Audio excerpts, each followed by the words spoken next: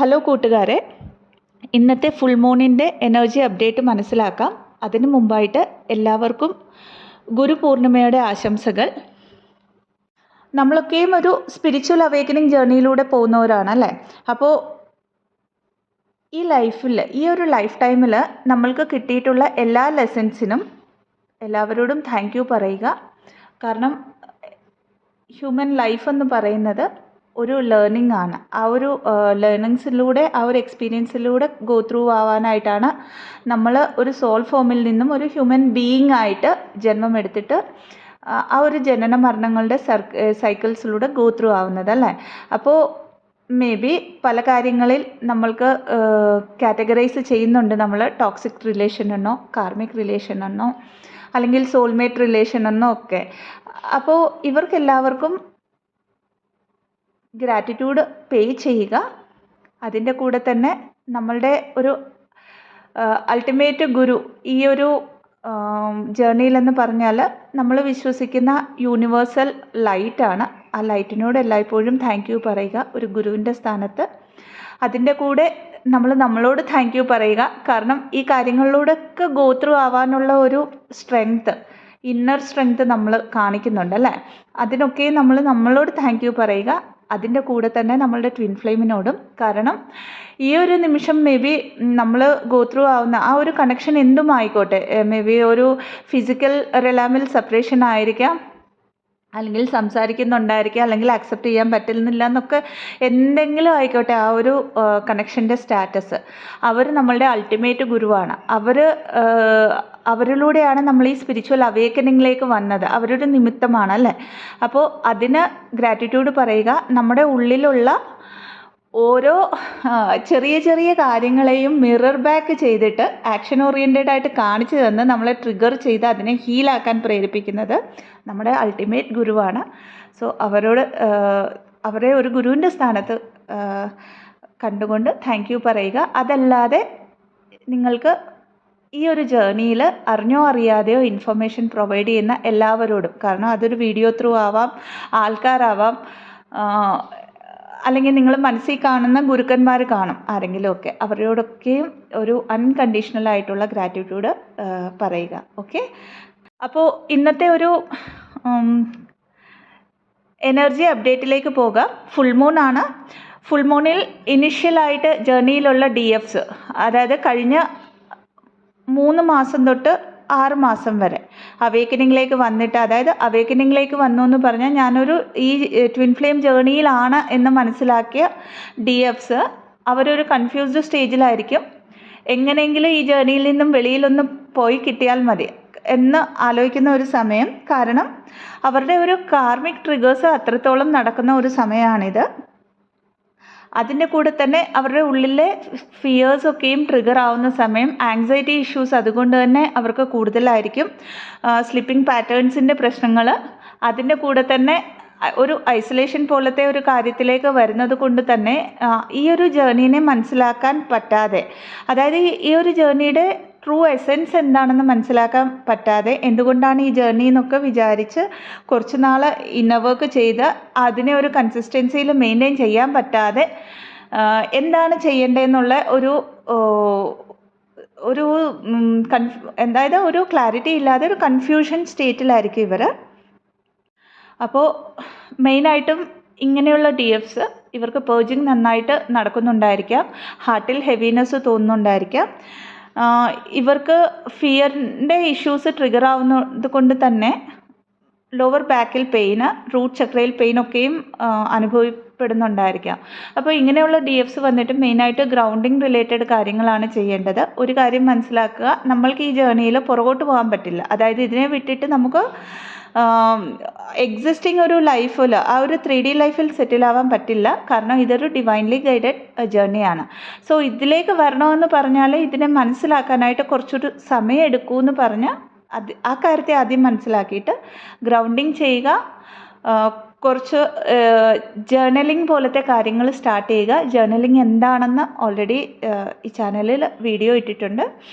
അതല്ലാതെ may be നിങ്ങൾക്കൊരു anxiety issues കൊണ്ടൊക്കെ ബ്രീത്തിങ് ഇഷ്യൂസ് വരാം. ആ സമയത്ത് കുറച്ചൊന്ന് ഓപ്പൺ സ്പേസിലേക്ക്, അതായത് തുറന്ന ഒരു അന്തരീക്ഷത്തിലേക്ക് പോവുക, മുറിയിലൊന്നും അടച്ചു പൂട്ടിയിരിക്കാതെ. അതുപോലെ തന്നെ സ്ലീപ്പിംഗ് പാറ്റേൺസിലും, അതായത് ഉറക്കമില്ലായ്മയൊക്കെ അനുഭവപ്പെടുന്നുണ്ടായിരിക്കാം. അതിനെയൊക്കെയും ഈ ഒരു ജേർണിയുടെ ഭാഗമാണ്. ഈ ഒരു സിറ്റുവേഷൻ ഇപ്പോൾ ഇങ്ങനെയാണെന്ന് അക്സെപ്റ്റ് ചെയ്തുകൊണ്ട് ആ വരുന്ന ഇമോഷൻസിനെ, സർഫേസിൽ വരുന്ന വേദനകളെയൊക്കെയും റിലീസ് ചെയ്യുക. അപ്പോൾ ഇനിഷ്യൽ ലെവലിലായതുകൊണ്ട് തന്നെ ഇവരുടെ DMs ഒരു ബാലൻസ്ഡ് സ്റ്റേജിൽ 3D ലൈഫിലേക്ക് തിരിച്ചു പോയിട്ടുണ്ടായിരിക്കാം. അതായത് ഒരു റണ്ണർ സ്റ്റേജിലായിരിക്കാം അവർ. ആ ഒരു ലൈഫ്, അതായത് ഒരു 3D ലൈഫാണ് മെയിനായിട്ടുള്ളത്, എക്സിസ്റ്റ് ചെയ്യുന്നത് എന്ന് പറഞ്ഞിട്ട് അതിലേക്ക് മാക്സിമം എൻഗേജ് ആവാൻ തുടങ്ങിയിരിക്കുന്നു. അല്ലെങ്കിൽ അതിലേക്ക് ഒരു പക്ഷേ എൻഗേജ് ആവാനായിട്ട് ട്രൈ ചെയ്യുന്നുണ്ട്. എന്നാൽ അവർ അതിലേക്ക് ഫുൾ ഫ്ലെഡ്ജായിട്ട് എൻഗേജ് ആവാൻ പറ്റാതെ അവർക്ക് എന്താണ് സംഭവിച്ചതെന്നുള്ള ഒരു കൺഫ്യൂഷൻ സ്റ്റേറ്റിലാണ് അവരും. സോ ഈ ഒരു സ്റ്റേജ്, ഇത് ഇനിഷ്യലി അവേക്കനായ DFനും അവരുടെ DMനും ഇത് ഗോ ത്രൂ ആവേണ്ട സ്റ്റേജ് ആയതുകൊണ്ട് തന്നെ ഇത് കുറച്ച് നാൾ അങ്ങനെ നീണ്ടു നിൽക്കുമെന്ന് മനസ്സിലാക്കി ഇന്നർ വർക്കിലേക്ക് വരാനായിട്ട് ശ്രമിക്കാവുന്നതാണ്. അടുത്തതായിട്ട് ഈ ജേർണീനെ മനസ്സിലാക്കി ഇന്നർ വർക്കൊക്കെ സ്റ്റാർട്ട് ചെയ്ത് നന്നായിട്ട് ഇന്നർ വർക്ക് ചെയ്ത് ഒരു 1.5 വർഷമായ DFs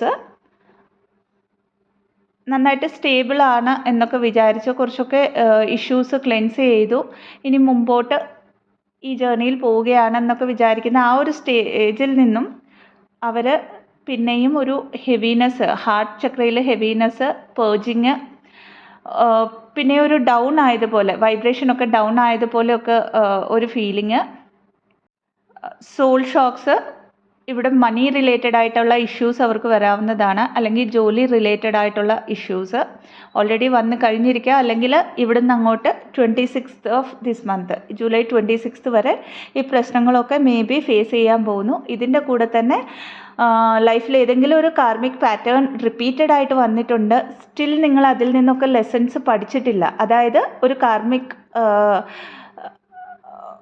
എഗ്രിമെൻ്റ്, അതൊരു ഫ്രണ്ട് ആയിരിക്കാം, ഒരു റിലേറ്റീവ് ഒക്കെ ആയിരിക്കാം, അവർ വന്നിട്ട് നിങ്ങളുടെ ലൈഫിൽ നിന്നും പോയി കാണും. പക്ഷേ സിമിലർ പാറ്റേണിൽ പിന്നെയും ആൾക്കാർ വരുന്നുണ്ടായിരിക്കാം. ഇതിൻ്റെ കാര്യം എന്താണ്, ആക്ച്വലി റീസൺ എന്താണെന്ന് മനസ്സിലാകാതെ ആ ഒരു റിലേഷനിൽ നിന്നും ഭയങ്കരമായിട്ട് ട്രിഗറൊക്കെ കിട്ടുന്നുണ്ടായിരിക്കാം. ഇതിൻ്റെ റീസൺ ആ ഒരു പാറ്റേണിൽ നിങ്ങൾ പഠിക്കേണ്ട ലെസൺസ് ഇനിയും കംപ്ലീറ്റ് ചെയ്തിട്ടില്ല എന്നുള്ളതാണ്. ഇങ്ങനെ വന്നു പോകുന്ന റിലേഷൻസിൽ ഏതാണോ സിമിലർ ആയിട്ടുള്ള ഒരു പാറ്റേൺ റിപ്പീറ്റ് ആവുന്ന, അല്ലെങ്കിൽ മൾട്ടിപ്പിൾ പാറ്റേൺസ് ഏതാണെന്ന് മനസ്സിലാക്കി എഴുതി വെച്ചിട്ട് അതിനെ ഹീൽ ചെയ്യാനായിട്ട് ശ്രമിക്കുക. ഇവരുടെ root chakra, sacral chakra and solar plexus chakra, ഇത് മൂന്നും ഇതുവരെ ബ്ലോക്ക്ഡ് ആയിരുന്നെങ്കിൽ, അല്ലെങ്കിൽ പാർഷ്യലി ബാലൻസ്ഡ് ആയിരുന്നെങ്കിൽ ഇപ്പോൾ ഫുൾ ആയിട്ട് അത് ബാലൻസ് ആവാൻ പോകുന്നു. നന്നായിട്ട് ഇന്നർ വർക്ക് ചെയ്യുന്നവരുടെ കാര്യമാണ് പറയുന്നത്. അപ്പോൾ അതിൻ്റേതായിട്ടുള്ള ബുദ്ധിമുട്ടുകൾ, അതായത് ഡൈജസ്റ്റീവ് സിസ്റ്റത്തിലുള്ള ഒരു പ്രശ്നങ്ങൾ, അതേപോലെ സെൽഫ് എർത്ത് ഇഷ്യൂസ്, പലതരത്തിലുള്ള സെൽഫ് എർത്ത് ഇഷ്യൂസ് സർഫേസിൽ വരാം. അതേപോലെ തന്നെ 3D റിലേറ്റഡ് ആയിട്ടുള്ള കാര്യങ്ങളെ ലെറ്റ് ഗോ ചെയ്യാനുള്ള പ്രോബ്ലം, അതായത് ഒരു അറ്റാച്ച്മെൻറ്റ് ഇഷ്യൂസൊക്കെ ഉണ്ടായിട്ട് അതിനെ ലെറ്റ് ഗോ ചെയ്യാൻ പറ്റാറില്ല. അതേപോലെ തന്നെ ഈ ഒരു ഫിനാൻസ് റിലേറ്റഡ് ആയിട്ടുള്ള, മണി റിലേറ്റഡ് ആയിട്ടുള്ള പ്രശ്നങ്ങളെ എങ്ങനെ ഫേസ് ചെയ്യണമെന്നൊന്നും മനസ്സിലാകാതെ, അതിൻ്റെ മുകളിൽ എങ്ങനെ വർക്ക് ചെയ്യണമെന്ന് മനസ്സിലാകാതെ അതിനെക്കുറിച്ച് ഒരു ആങ്സൈറ്റി ഇഷ്യൂസിലൂടെയൊക്കെ കടന്നു പോകുന്നുണ്ടായിരിക്കാം. അപ്പോൾ ഇവർ കൂടുതലായിട്ട് അവരുടെ ഇന്നർ മസ്കുലൈൻ്റെ മുകളിൽ വർക്ക് ചെയ്യുക എന്ന് പറഞ്ഞാൽ spiritual work anyhow inner work എങ്ങനെയോ ചെയ്യുന്നുണ്ട്, പ്രോപ്പറായിട്ട് ഇന്നർ വർക്ക് ചെയ്യുക.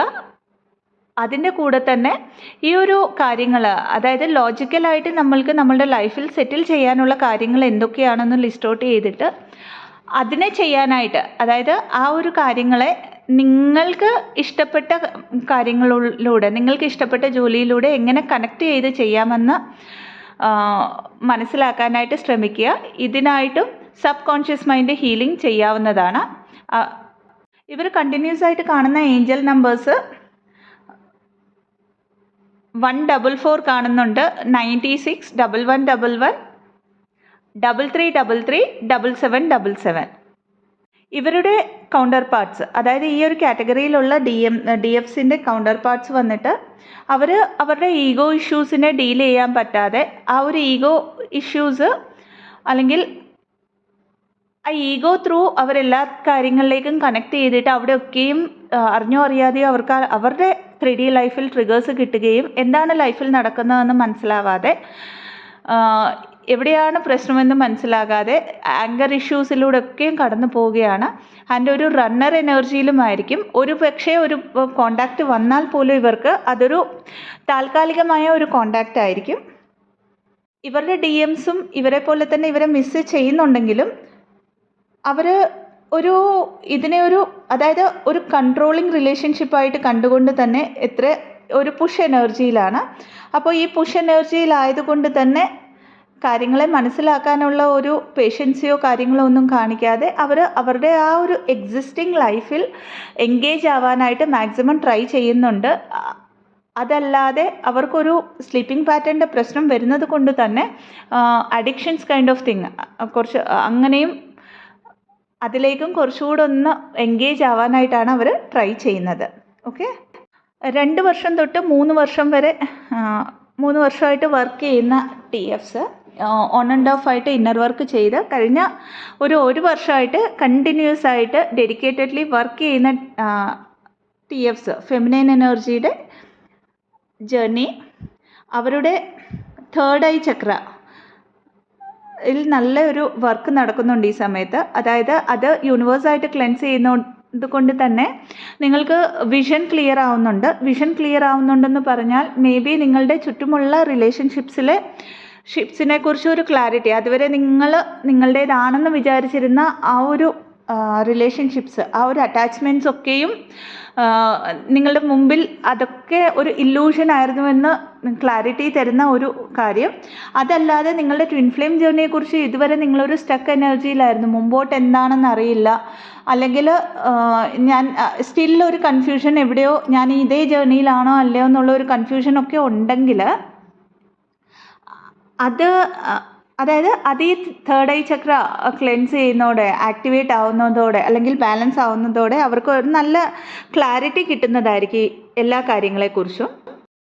അതേപോലെ തന്നെ ഇവർക്ക് തേർഡ് ഐ ചക്ര മെയിനായിട്ട് സ്റ്റേബിൾ, അതായത് ആക്ടിവേറ്റ് ആവുന്നത് കൊണ്ട് തന്നെ യൂണിവേഴ്സിൽ നിന്നും പലതരത്തിലുള്ള ഡൗൺലോഡ്സ്, ഇതേപോലെ കളക്റ്റീവ് എനർജീസ് ഒക്കെ കിട്ടുന്നുണ്ടായിരിക്കുക. എന്നാൽ ഇതെന്താണ് സംഭവം എന്ന് മനസ്സിലാവാതെ, കാരണം ഇനീഷ്യലായിട്ടുള്ള ഒരു ഫേസിലായിരിക്കും അങ്ങനെ ഡൗൺലോഡ്സ് ഒക്കെ കിട്ടുമ്പോൾ അതെന്താണെന്നൊന്നും മനസ്സിലാകാതെ നിൽക്കുന്ന ഒരു ഫേസ് ആയിരിക്കാം. അപ്പോൾ അതൊക്കെയും അങ്ങനെ എന്തെങ്കിലും ഡൗൺലോഡ്സ് കിട്ടുമ്പോൾ അത് എഴുതി വെച്ചിട്ട് അതിനെ ഡീകോഡ് ചെയ്യാനായിട്ട് പ്രാക്ടീസ് ചെയ്യുക.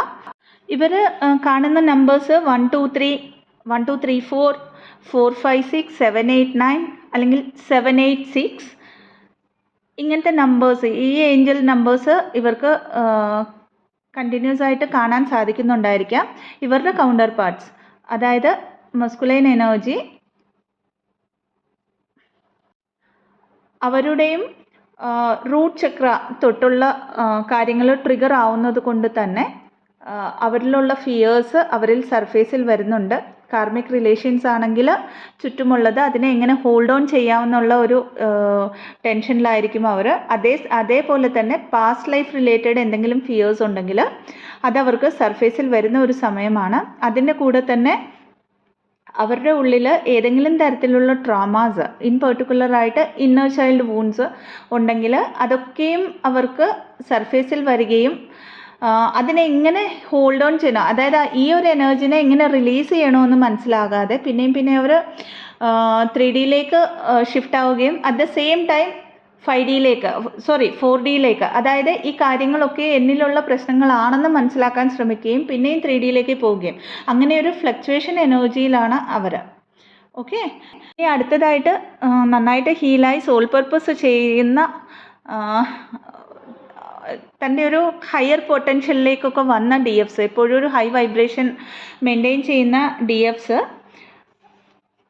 ഇവരുടെ DMസും ഇവർക്കും തമ്മിൽ 2 പേർക്കും മിസ്സിങ് എനർജി ഉണ്ട്. അതായത് ഒരു സെയിം പേജിലുള്ള ഒരു മിസ്സിങ് എനർജിയാണ് 2 പേർക്കും ഉള്ളത്.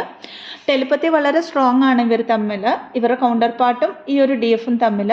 ഡ്രീംസിലൊക്കെയും പലതരത്തിലുള്ള സന്ദേശങ്ങൾ, അതായത് ഇനിയും അൺഹീൽഡായിട്ട് എന്തെങ്കിലും കാര്യങ്ങളുണ്ടെങ്കിൽ അതിനൊക്കെ ഹീൽ ചെയ്യാനായിട്ട് ഇവരുടെ ഡ്രീംസൊക്കെയും ഇവരെ ഹെൽപ്പ് ചെയ്യുന്നു, അല്ലെങ്കിൽ ഗൈഡ് ചെയ്യുന്നു.